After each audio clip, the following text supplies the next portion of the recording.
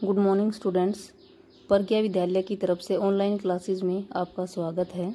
आज हम 9th class में भारत एवं समकालीन विश्व फर्स्ट इसका लेसन फर्स्ट फ्रांसीसी क्रांति जो हम कर रहे हैं।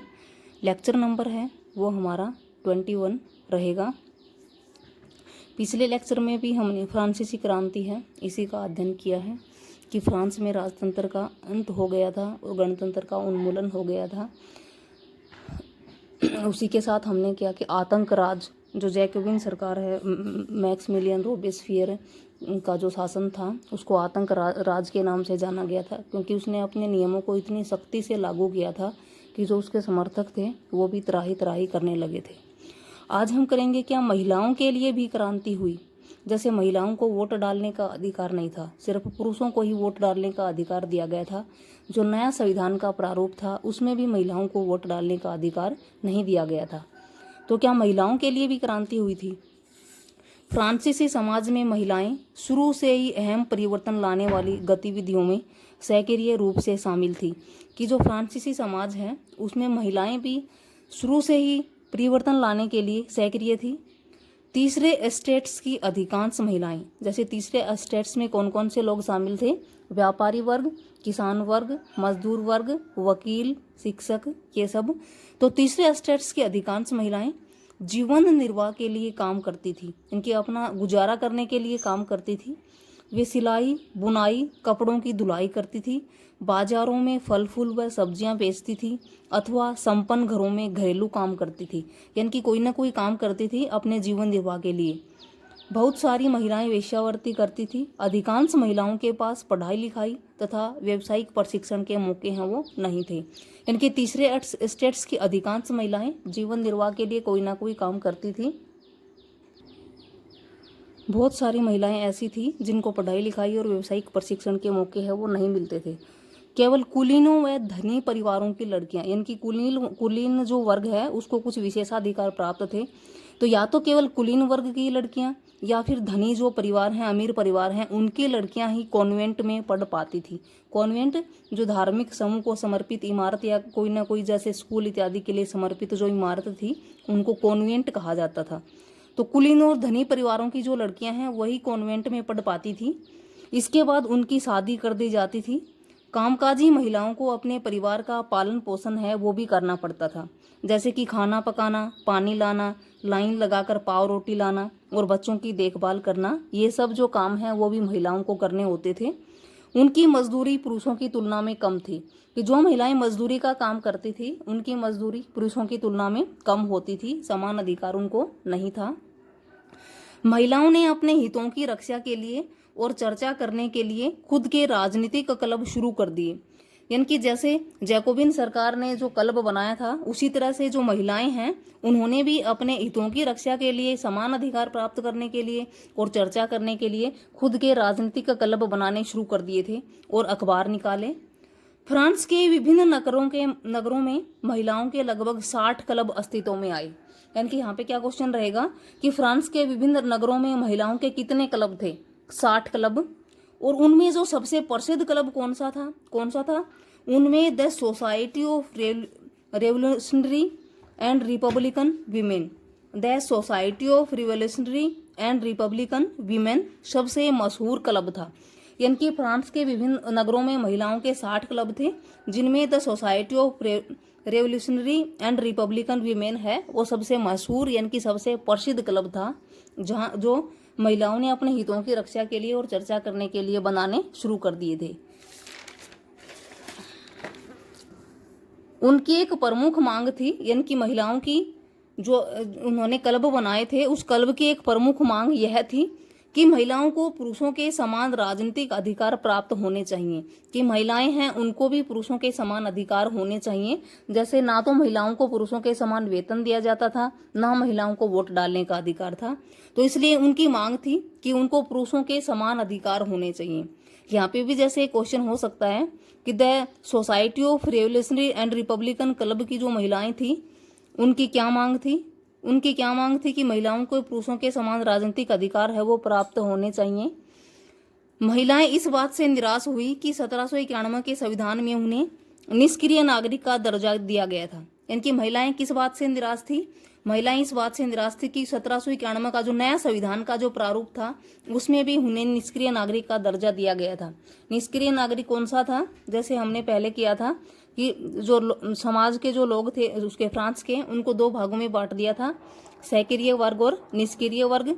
सक्रिय वर्ग में वो शामिल थे जिनको वोट डालने का अधिकार था, और निष्क्रिय वर्ग में वो शामिल थे जिनको वोट डालने का अधिकार नहीं था। तो महिलाओं को कौन से वर्ग में रखा गया था? निष्क्रिय वर्ग में। महिलाओं ने मताधिकार, असेंबली के लिए चुने जाने वाले तथा राजनीतिक पदों की मांग की। क्या क्या मांगे थी उनकी? मताधिकार यानी कि वोट डालने का अधिकार प्राप्त हो, असेंबली के लिए चुने जाने, उनमें महिलाएं भी शामिल हों, असेंबली के लिए जो सदस्य चुने जाते हैं उनमें महिलाओं को भी अधिकार प्राप्त हो, और राजनीतिक पद है उनकी भी उन्होंने मांग की थी, क्योंकि ये सब अधिकार महिलाओं को प्राप्त नहीं थे। फिर प्रारंभिक वर्षों में क्रांतिकारी सरकार ने महिलाओं के जीवन में सुधार हेतु कुछ कानून लागू किए। कि शुरुआती वर्षों में तो क्रांतिकारी उसने सरकार ने महिलाओं के जीवन में सुधार के लिए कुछ नए नए कानून लागू किए। क्या क्या कानून लागू किए गए थे? जैसे फर्स्ट है, सरकारी विद्यालयों की स्थापना के साथ ही सभी लड़कियों के लिए स्कूली शिक्षा को अनिवार्य बना दिया गया। कि सरकारी विद्यालयों की स्थापना की और सभी लड़कियों के लिए स्कूली शिक्षा है उसको अनिवार्य कर दिया गया। सेकंड है कि अब पिता उन्हें उनकी मर्जी के खिलाफ शादी के लिए बाध्य है वो नहीं कर सकते थे। तीसरा है, शादी को स्वैच्छिक अनुबंध माना गया, यानी कि अपनी इच्छा के आधार पे, और नागरिक कानून के तहत उनका पंजीकरण किया जाने लगा। फिर है, तलाक को कानूनी रूप दे दिया गया और मर्द औरत दोनों को ही इसकी मर्जी देने का अधिकार दिया गया। कि तलाक के लिए मर्द औरत दोनों को ही इसकी अर्जी है, देने का अधिकार है। अब महिलाएं व्यावसायिक प्रशिक्षण ले सकती थी और कलाकार बन सकती थी और छोटे मोटे व्यवसाय है वो चला सकती थी। यानी कि क्या क्या क्रांतिकारी परिवर्तन आए, कुछ क्या क्या सुधार हुए महिलाओं के जीवन में? सरकारी विद्यालयों की स्थापना होगी, स्कूली शिक्षा को अनिवार्य कर दिया गया, अब उनकी मर्जी के खिलाफ शादी के लिए उनको बाध्य नहीं कर सकते थे, शादी को स्वैच्छिक अनुबंध माना गया, और महिलाएं हैं वो व्यावसायिक प्रशिक्षण है वो ले सकती थी, कलाकार बन सकती थी, छोटे मोटे व्यवसाय हैं वो चला सकती थी। फिर भी राजनीतिक अधिकारों के लिए महिलाओं का संघर्ष जारी रहा। इनके ये सब कानून लागू करने के बाद भी जो राजनीति में अधिकारों की, कि वोट, क्योंकि इनमें वोट डालने का अधिकार शामिल नहीं था, तो राजनीतिक जैसे ये मताधिकार, असेंबली के लिए चुने जाने और राजनीतिक पदों की मांग, इनके लिए महिलाओं का संघर्ष उसके बाद भी जारी रहा। आतंक राज के दौरान सरकार ने महिला क्लबों को बंद करने और उनकी राजनीतिक गतिविधियों पर प्रतिबंध लगाने वाला कानून लागू किया था। आतंक राज किसका था? मैक्सिमियन रोबेस्फियर। उसके जो शासनकाल था उसमें सरकार ने जो महिला क्लब थे उनको बंद कर दिया गया था, और जो भी राजनीतिक गतिविधियां थी उन पर प्रतिबंध लगा दिया था। कई जानी मानी महिलाओं को गिरफ्तार कर लिया गया और उनमें से कुछ को फांसी पर चढ़ा दिया गया। मताधिकार व समान वेतन के लिए महिलाओं का आंदोलन अगली सदी में भी अनेक देशों में चलता रहा। कि मताधिकार के लिए और समान वेतन, पुरुषों के बराबर जो वेतन है उसके लिए महिलाओं का जो आंदोलन है वो कई वर्षों तक चलता रहा। मताधिकार का संघर्ष 19वीं सदी के अंत एवं 20वीं सदी के प्रारंभ तक अंतर्राष्ट्रीय मताधिकार आंदोलन के जरिए जारी रहा। यानी कि 19वीं सदी का अंत हो गया और 20वीं सदी का आरंभ हो गया, और ये आंदोलन है वो जारी रहा, चलता ही रहा। अंततः सन 1946 में फ्रांस की महिलाओं ने मताधिकार को हासिल किया। यहाँ पे क्वेश्चन क्या रहेगा कि फ्रांस में महिलाओं को मताधिकार कब मिला, या फ्रांस की महिलाओं ने मताधिकार को कब हासिल किया, या फ्रांस की महिलाओं को वोट डालने का, मत डालने का अधिकार है वो कब मिला? सन 1946 में। फिर है एक क्रांतिकारी महिला, ओलंप दे गूज क्रांतिकालीन फ्रांस की राजनीतिक रूप से सक्रिय महिलाओं में सबसे महत्वपूर्ण थी।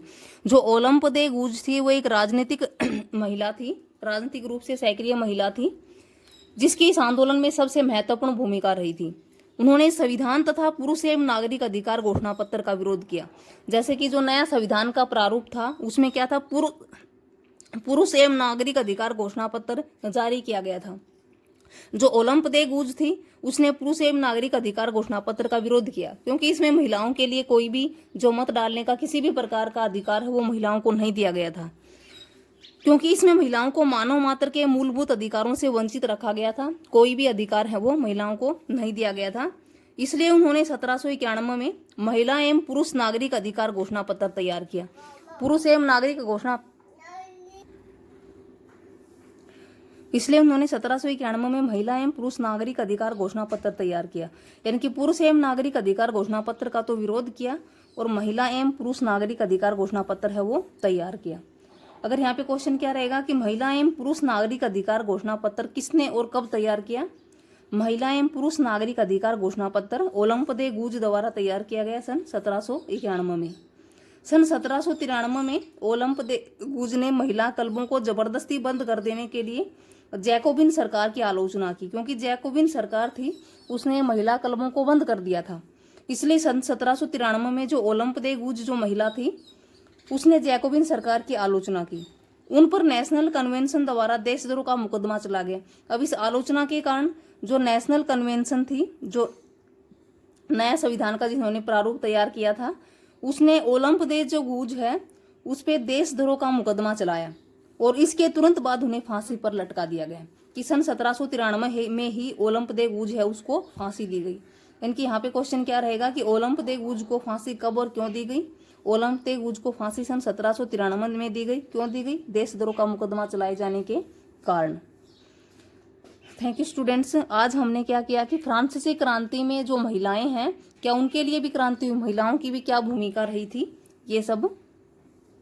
इसके साथ ही जो आपका होमवर्क है, जो आपको फेयर नोटबुक में राइट एंड लर्न करना है, क्या रहेगा? क्वेश्चन नंबर फर्स्ट है, फ्रांस की महिलाओं को मत डालने का अधिकार कब प्राप्त हुआ?